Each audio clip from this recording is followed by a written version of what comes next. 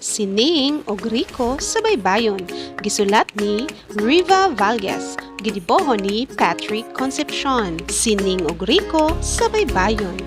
Tungod sa kainit sa panahon, nagkasabot ang ginikanan ni Ning o Griko nga mga ligo sila sa dagat.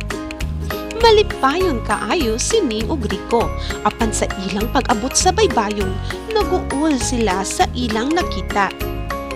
Gikasubo nila ang kahugaw sa baybayon. Mao nga, nakahuna-huna ang papa ni Ning o Griko nga ilang limpyuhan ang baybayon. Nagtinabangay ang tibuok pamilya sa pagpanglimpyo sa baybayon. Gilahi-lahi nila ang mga basura. Nagkuyog ang mga basura nga mahimo pang i-recycle ug ang mga basura nga mahimong magamit pagbalik o reuse. Gidasig usab ni Ning o Griko ang ubang mga bata nga nagpuyo duol sa baybayon nga motabang sa pagpanglimpyo.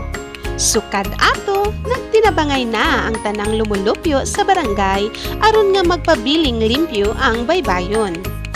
Malipayo na ang tanan kay limpyo na ang baybayon ug luwas na nga kaliguan alang sa tanan. Sining o Griko sa Baybayon. Gisaysay ni Rosana C. Rojo sa Maribago Elementary School, Lapu-Lapu City Division.